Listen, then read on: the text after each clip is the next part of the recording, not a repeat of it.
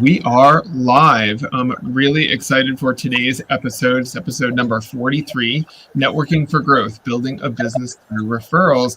And I am so excited to have as our guest today, Sandra Coker, who is the CEO of Human Power Solutions. We actually met at a networking event, and I just loved Sandy's take on networking, and we're so excited to have you. Before we dive into all of that, Sandy, can you share with us one cool network event you've been to recently? Recently, I went to a networking event through one of the chambers, the Corridor 9 Chamber of Commerce in Metro West, and it was a women's networking event, which I love both. But this one here was a luau themed, so there was luau drinks, and there were games that people played. Like it was really super fun and casual, but we were able to really get to know a lot of different people. So I love the networking events that are interactive, a little bit of competition, and it just allows you to have great conversations. So that was really fun. That was a couple weeks ago. It was really fun.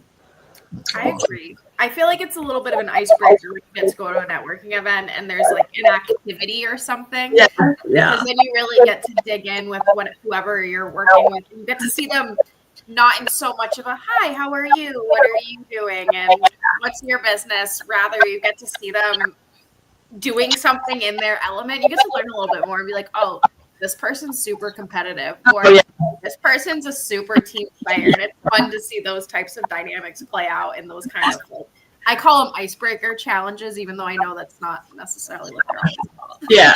It's hilarious too. These women in dresses, like everyone's in dresses and everything, and they're like, going crazy, and it was really funny. I'm a heckler, so I don't kind of hold back. So I just heckled I lost right away, which was fine. Then I just heckled everybody after that. So love that.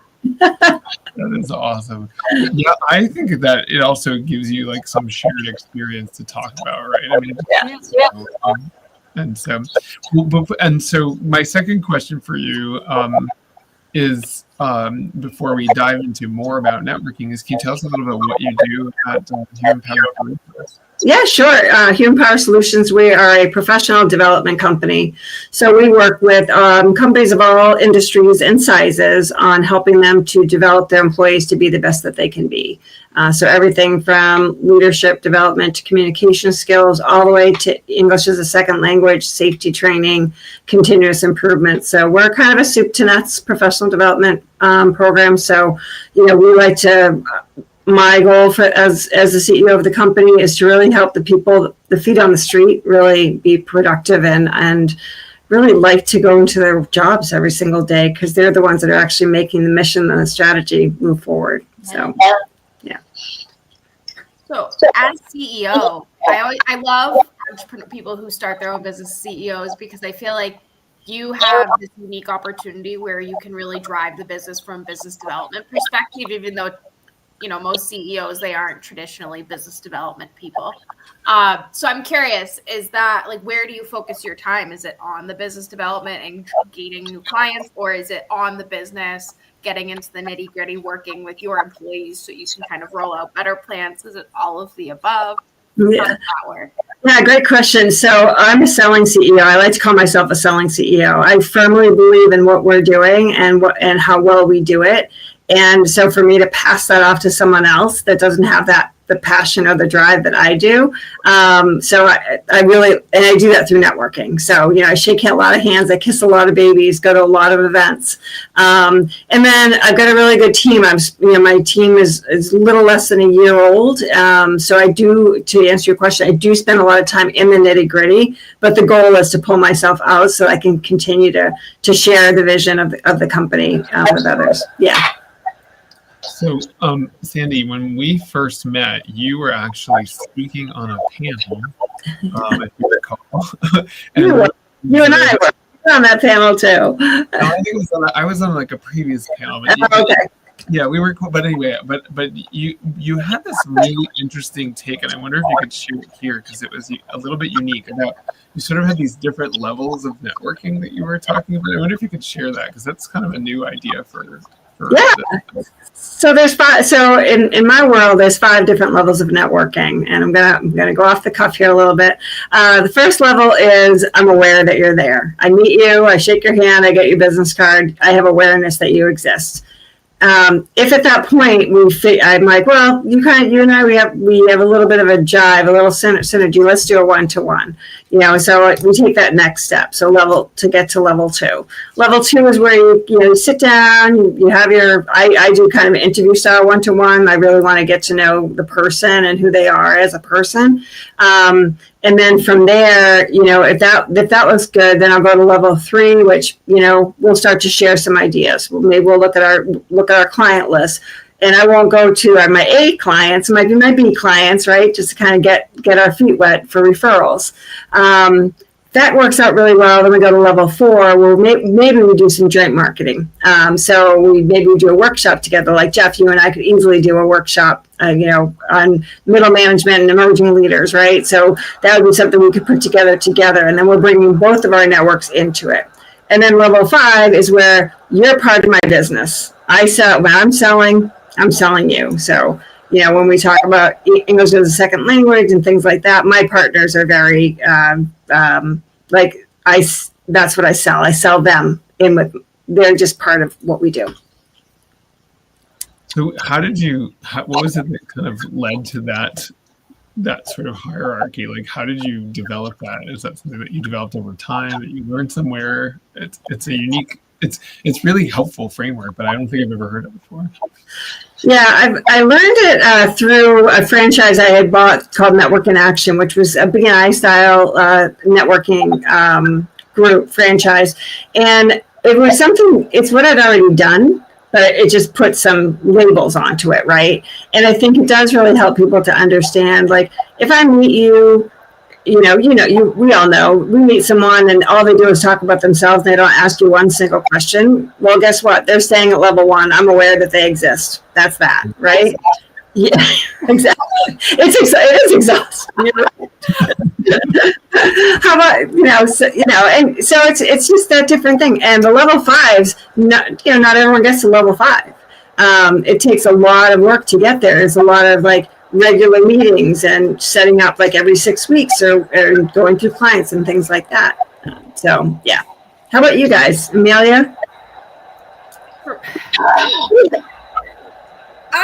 I try to just get to know people and stay in contact with them. There's definitely people though that, from a strategic standpoint, you do have to have that conversation of hey, do we get along? I have met people through networking where we're probably never really refer each other business, but we're just friends now, which I love. They're literally one of my best friends I met through networking.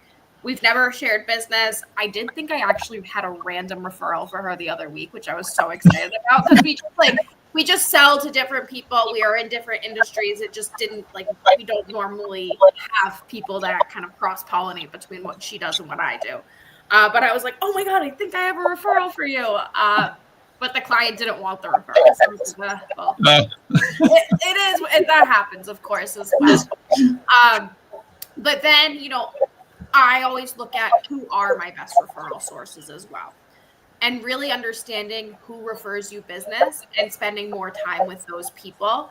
And really, I also and people who've networked with me too, on a Zoom call or whatever, I always try to get people to know people on a personal level before I even dive into business. So maybe some people think that's super weird. The first question I ask is where do you live? Are you married? Do you have kids? What are your hobbies? And I think that that's a really good way to kind of just gain traction, because at the end of the day, you want to get to know someone and understand who they are before you refer them business, because I think that says a lot about who they are as well.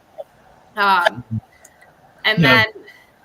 I can get into the really nitty gritty of it, but I feel that's kind of the high level of, understanding. And when I am going to networking events, trying to find the people or find the events where I know there's going to be a higher concentration of people that are in my industry that will need referrals.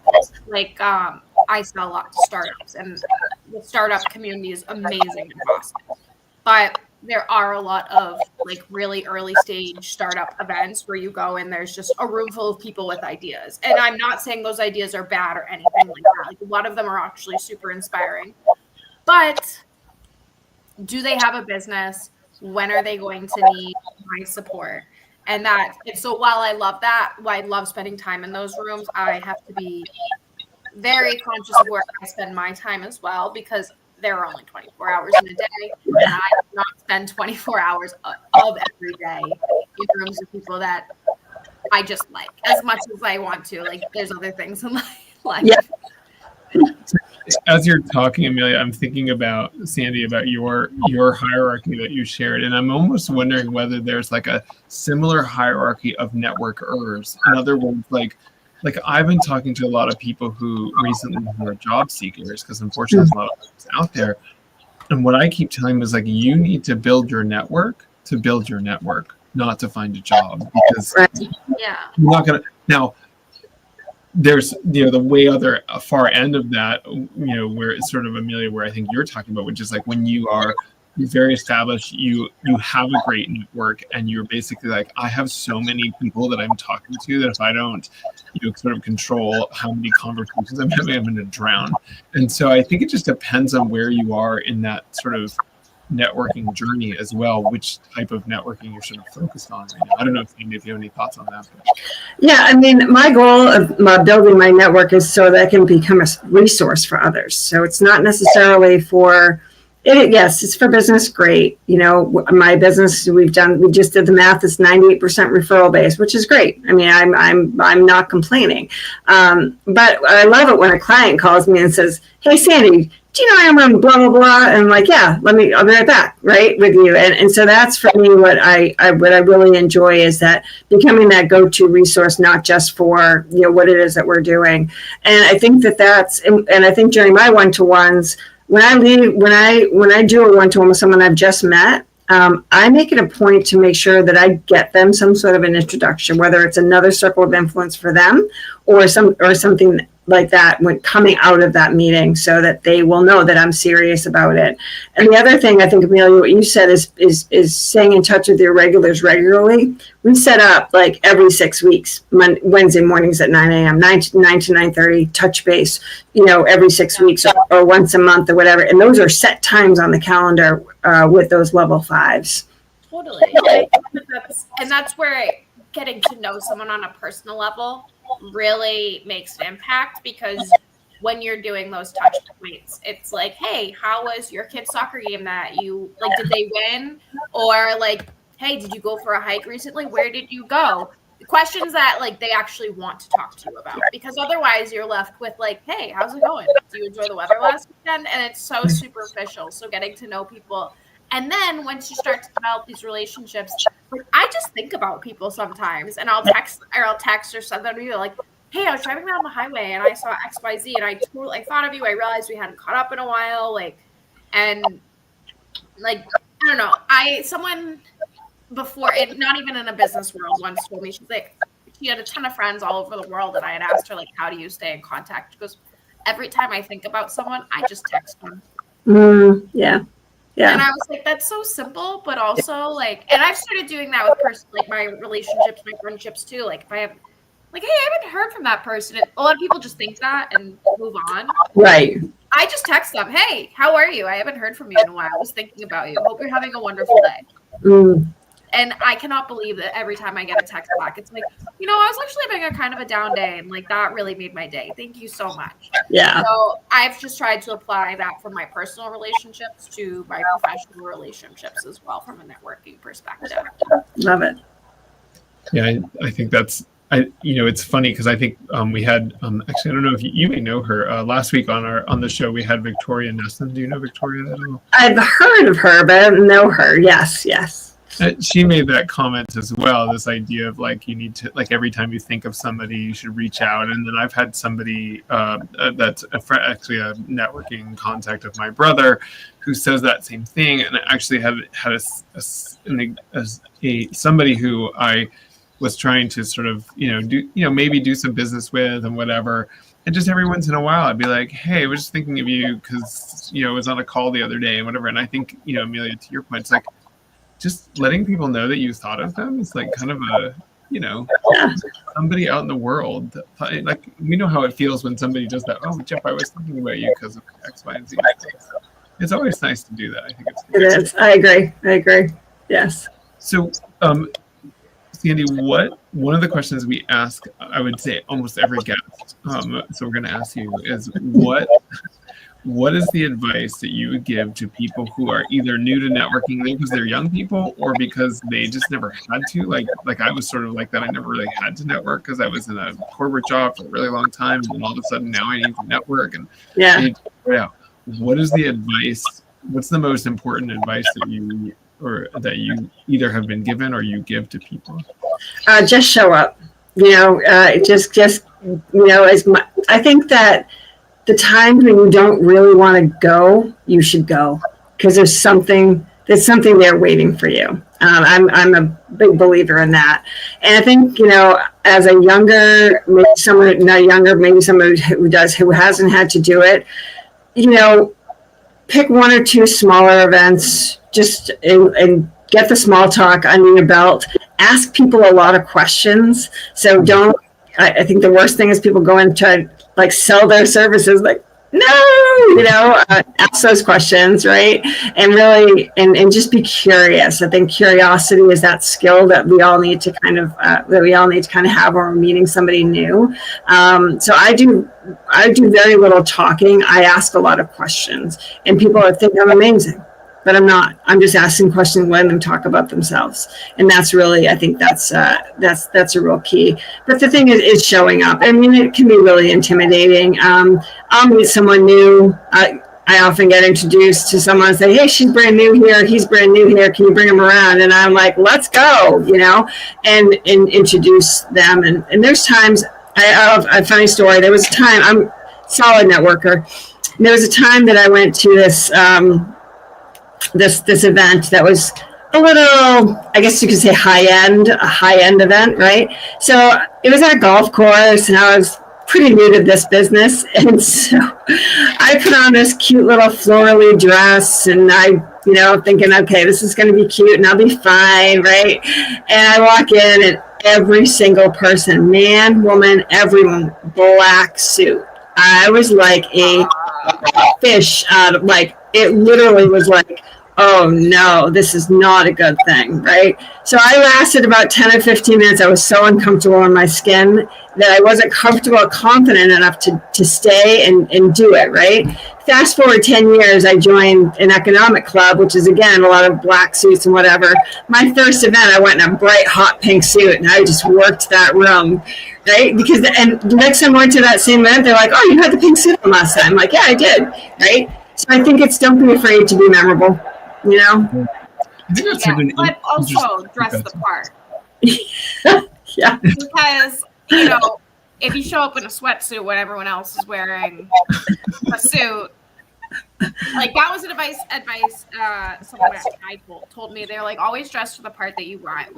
And so, yes, you can wear whatever you want, but also you still you wore pink, but you wore a blazer too. It's just you can stand out, but also understand the dress code. I went to an event the other day. This is funny. I was overdressed. I went to an event. It was like an alumni event and for my college. And I went thinking, oh, this is just a regular networking event. So I wore a blazer to a country club where every single woman was wearing a beautiful dress. And I was just yeah. I'm but you know what? I was like, you know what? I look professional, so who cares? Right. But at the same time, I guess I could have worn a nice dress instead, which I would never do at a networking event. Yeah. Well, and so, Sandy, I think the key word that you said before was it's about confidence, right? Yeah. You can basically do almost anything if you do it with confidence, right? I mean, not anything, but almost anything, right? Because if you just show up and you are not uncomfortable, it's well, so let them talk about you, whatever it is. Right. Your point about being memorable, and I think, it's funny because I was having this conversation with my brother actually this morning, and we were just talking about, the scenario that I was in where this person was a little overdressed for an event, and somebody said something to me that's totally like not like just it was like he was overdressed, he wasn't underdressed, and it was just kind of like a weird thing that happened, whatever. And it was just like, in the end of the day, I think what was being reacted to was sort of like a reaction to the confidence level more so than the suit, right? Like if you're wearing a suit and you're like rocking that suit and you're like, I am the coolest person in this place, I'm the only one wearing a suit. Like people are going to be like, okay, well, this guy seems to, own the place, so that's cool, But if you lack that confidence, then it doesn't matter what you're doing. People are going to be like, oh, that person seems a little, I don't know. I think the confidence is a huge thing.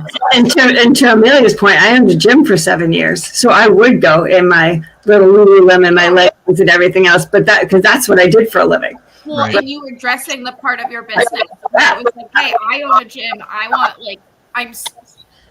are you really going to take me seriously as a workout coach or a gym worker? I show up in like a suit tie. Like, I can't squat with anything in this.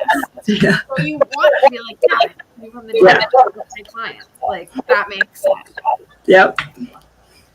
So now, I'm sorry, Jeff, but no, go ahead. Going from how did you go from a gym to being on, I can see the translation, but I want to hear the story. Oh gosh, the story. So I owned the gym was the first business I owned, a brick and mortar business that I owned. I'm a serial entrepreneur. So I bought it when I had no business buying a business. I just had no idea what I was doing. So fast forward, year 5. I hired a business coach to help me kind of just scale. We were doing great, but I just hired a business coach to kind of work with me a little bit. And we went through a divorce, and my daughter was going to college, and my youngest son had 2 years at home. And I was like, I kind of like really want to be home more than I was, because the gym business, you live there. And I loved every second of it. So when I decided to sell year 7, my business coach said, what are you going to do now? And I said, I don't know. I'm not sure yet. I'll figure it out. Like I can go in sales. And so he's like, do you want to come work for me? And that it was in the learning and development space. And when you're a personal trainer for years, and our gym was a corporate gym, so we had CEOs and executives. So when I was doing personal training, I was doing a lot of business coaching and personal coaching with those CEOs in that C-suite. Yeah. So I got to hear kind of the other side of it. Going to the learning development space, I loved it. He and I parted ways, 5 years ago, almost 6 years ago now. And I decided to go on my own. So that's awesome. Yeah. How has the networking played?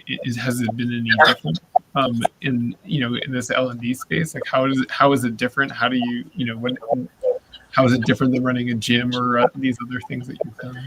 It's really, honestly, Jeff, I run with the same crowd, a little bit different. I'm a little bit higher end, not higher end, but a little bit, I'm upstream a little bit more.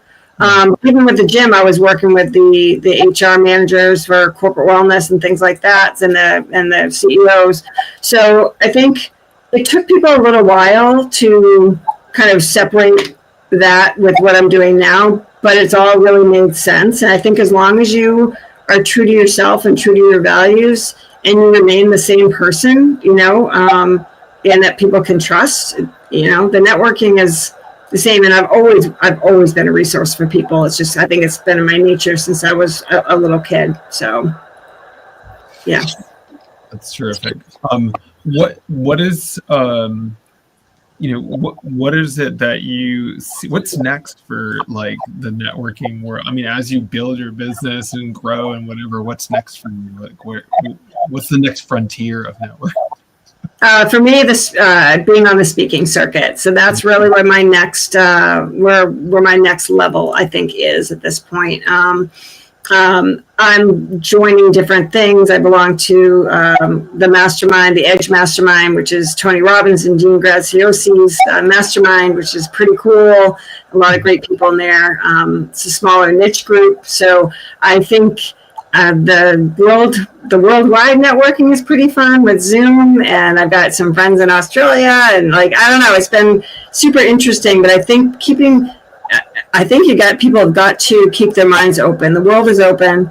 There's a lot of changes going on, and there's a lot of smart people out there that want to connect. So I think diving into some different platforms and kind of experimenting with some different things and being open-minded, that's where people should be heading, and not just staying in their own little world. Yeah, absolutely.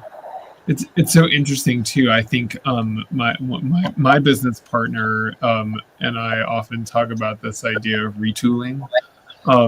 It's like sometimes we retool like every couple months, and sometimes it's like 3 weeks later. You're like, this isn't doing anything for me. I'm going to retool and do something totally different. But I think it's that interesting thing. Like you can easily get stuck in a networking rut where you're just going to the same events and talking to the same people, and it's nice like to see people that and whatever, but that doesn't necessarily expand your network.